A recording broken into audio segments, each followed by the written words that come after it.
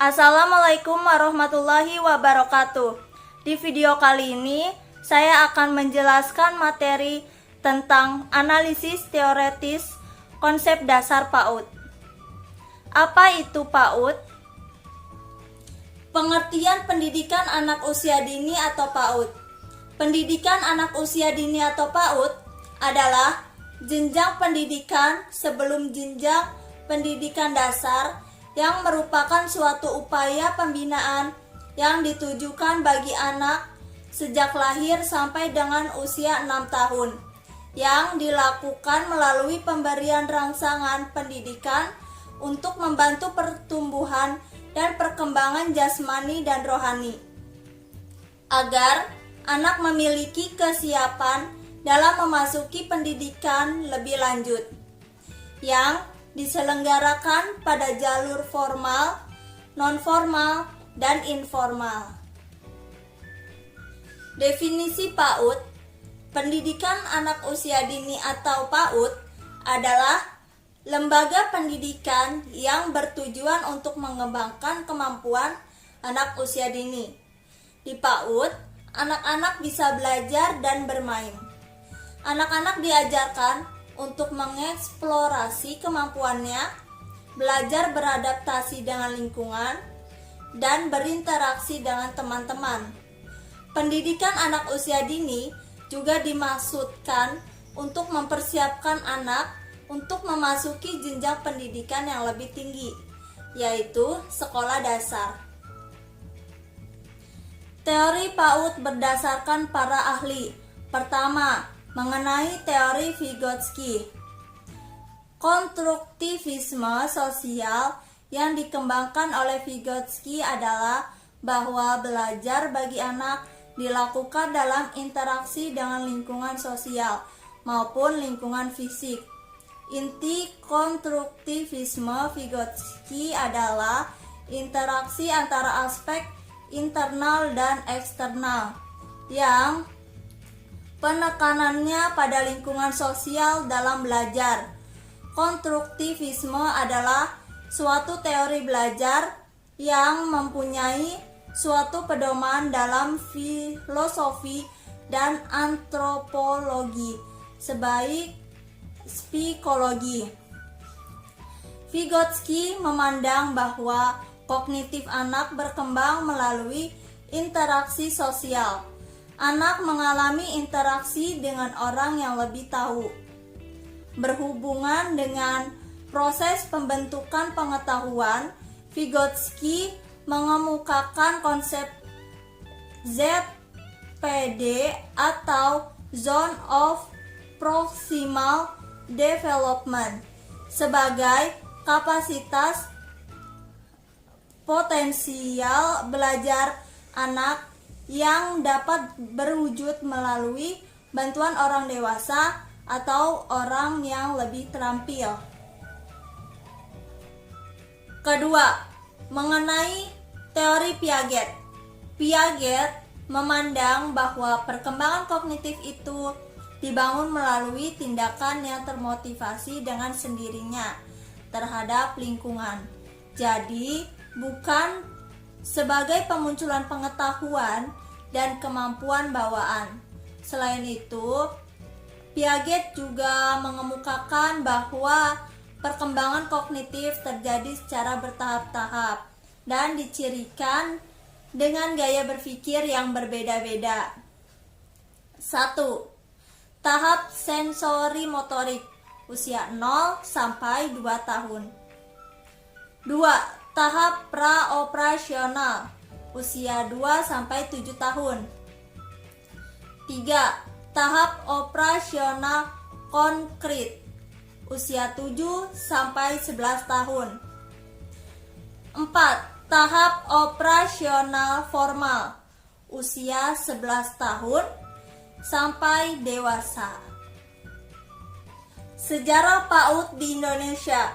Untuk mengetahui dan memahami sejarah berdirinya PAUD di Indonesia, setidaknya dapat ditelusuri melalui 2 periode, yaitu pada masa pergerakan nasional ketika penjajahan Belanda tahun 1908 sampai 1941 dan pada masa penjajahan Jepang tahun 1942 sampai 1945. Periode pertama, masa pergerakan nasional ketika penjajahan Belanda tahun 1908 sampai 1941. Lembaga kindergarten atau populer dengan nama Froebel School yang didirikan oleh Friedrich Wilhelm August Froebel merupakan cikal bakal lahirnya lembaga PAUD di Indonesia. Konsep lembaga ini dibawa masuk ke Indonesia oleh pemerintahan Belanda Hindia untuk pendidikan anak-anak mereka, anak-anak Eropa dan para bangsawan lainnya. Pada saat itu, pemuda pribumi belum dapat merasakan pendidikan semacam ini, apalagi masyarakat miskin yang belum memahami dan menyadari betapa pentingnya pendidikan bagi anak usia dini. Pada saat kebangkitan nasional yang diawali dengan berdirinya pergerakan pemuda Budi Utomo pada 28 Mei 1908, barulah pemuda pribumi menyadari akan pentingnya pendidikan anak usia dini. Kesadaran akan pentingnya pendidikan anak ini direalisasikan dengan mendirikan Bustanul Atfal pada tahun 1919 oleh Persatuan Wanita Aisyah di Yogyakarta. Pada tahun 1922, Ki Hajar Dewantoro sepulang dari pengasingannya di Belanda selama 2 tahun mendirikan Taman Lare atau Taman Anak Kindertuin yang berkembang dengan Taman India. Periode kedua, masa penjajahan Jepang tahun 1942 sampai 1945. Pada masa penjajahan Jepang, pendidikan PAUD terus berlanjut, namun semakin berkurang dari segi kuantitasnya. Pada saat itu, pemerintahan Jepang tidak mengawasi secara formal penyelenggaraan pendidikan setingkat PAUD. Namun, pemerintahan Jepang hanya melengkapi kegiatan kelas dengan nyanyian-nyanyian Jepang. Sejarah PAUD di Indonesia dan perkembangannya. Memahami sejarah PAUD di Indonesia sama halnya dengan memahami perjalanan panjang, dinamika dan pasang surut pendidikan di Indonesia. Kehadiran PAUD di Indonesia sesungguhnya dimulai sejak sebelum kemerdekaan.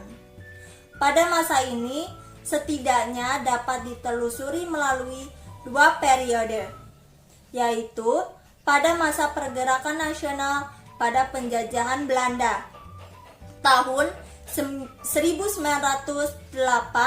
sampai 1941 dan masa penjajahan Jepang tahun 1942 sampai 1945. Namun demikian, keberadaan PAUD di Indonesia tidak terlepas dari perkembangan PAUD di dunia internasional. Bentuk layanan PAUD di Indonesia bertumpu pada 5 layanan utama, yaitu pertama, TK atau Taman Kanak-kanak.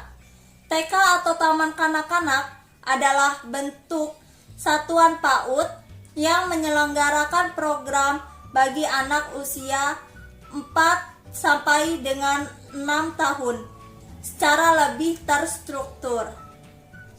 Kedua, KB atau kelompok bermain.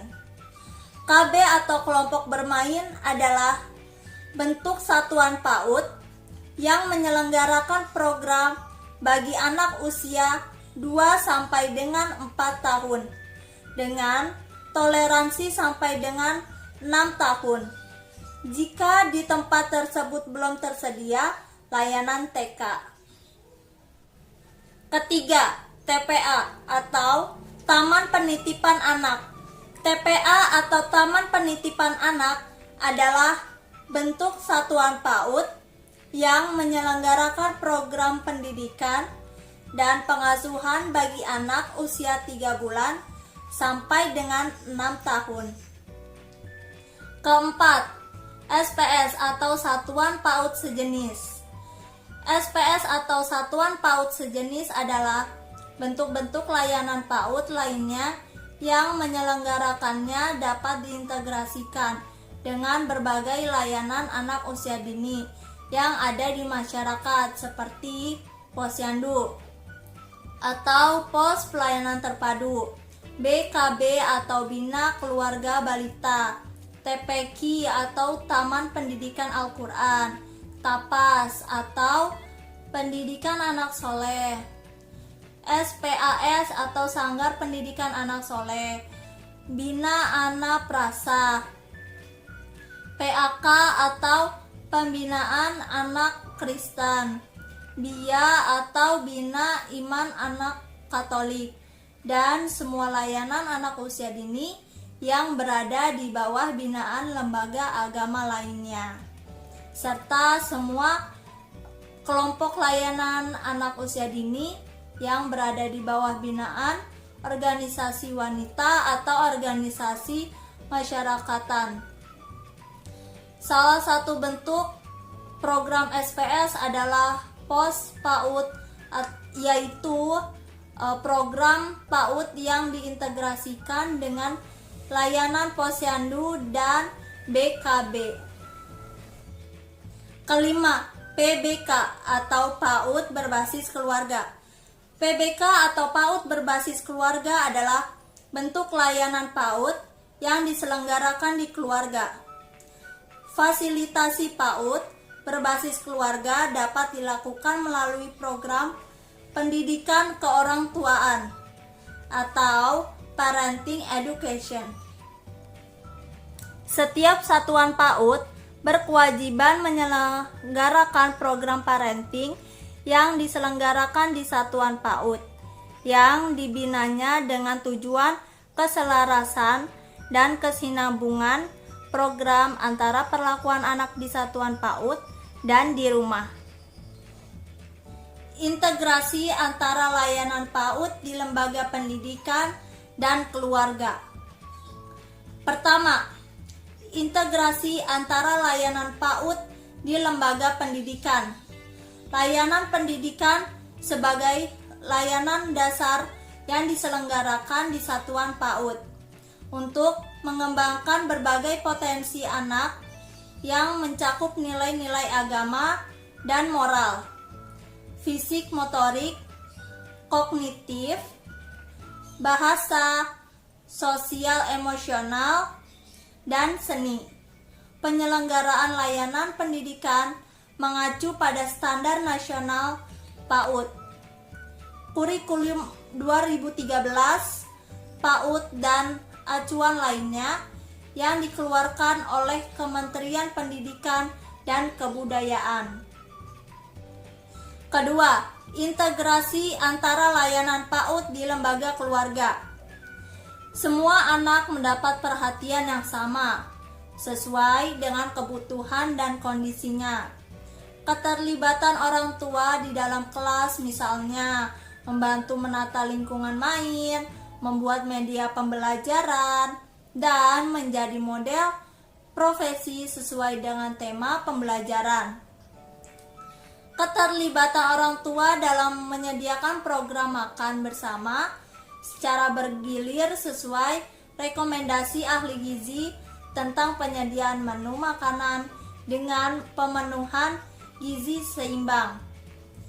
Keterlibatan orang tua di luar kelas misalnya menjadi panitia kegiatan lapangan dan menyediakan PMT. Oke, terima kasih sudah menonton video ini. Jangan lupa like, comment, subscribe, share, and turn on notification. Terima kasih. Wassalamualaikum warahmatullahi wabarakatuh.